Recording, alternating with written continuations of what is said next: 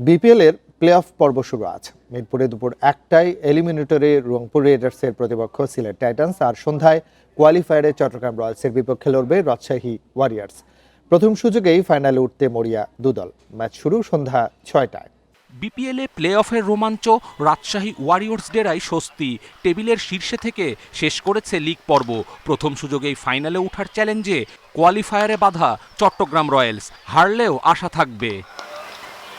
দলীয় ভারসাম্য, ক্রিকেটারদের ফর্মে রাজশাহী দাপট ধরে রেখেছে। প্লে অফেও ধারাবাহিকতা রাখার লক্ষ্য। সতীর্থদের সামর্থ্যে বিশ্বাস রাখছেন জিমি নিশাম। উইলিয়ামসনকে পাওয়ার আশা ছাড়ছে না ওয়ারিয়র্স। রাজশাহী দলটা অসাধারণ শান্তর মতো অধিনায়ক আছে। লোকালরাও ভালো পারফর্ম করছে। গুরুত্বপূর্ণ ম্যাচ, ফাইনাল নিশ্চিত করতে চাই। উইলিয়ামসন এখনও এসএ টি20 খেলছে, তাই কিছু ফলাফলের উপর বিষয়টা নির্ভর করছে। গত ম্যাচের ক্লান্তি দূর করতে অনুশীলন করেনি চট্টগ্রাম রয়্যালস। টিম হোটেলে বিশ্রামে কাটিয়েছে শেখ মাহিদির দল। দারুণ ছন্দে থাকা রাজশাহীকে শক্ত পরীক্ষায় ফেলতে প্রস্তুত রয়্যালস। মঈন আলী, ইথান ব্রুকসের পর ক্রিস ওকস, স্যাম বিলিংসকে দলে ভিড়িয়ে সিলেট টাইটান্স যেন এক টুকরো লন্ডন। ইংলিশ রিক্রুট ব্রুকস অবশ্য তা দারুণ উপভোগ করছেন।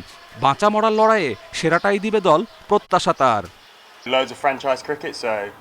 স্মার্ট ক্রিকেট খেলতে হবে। রংপুর শক্তিশালী দল, তবে আমরাও এই টুর্নামেন্টে ভালো খেলে কোয়ালিফাই করেছি। দলের সবাই উজ্জীবিত। প্রতিদ্বন্দ্বিতাপূর্ণ ম্যাচ হবে আশা করছি।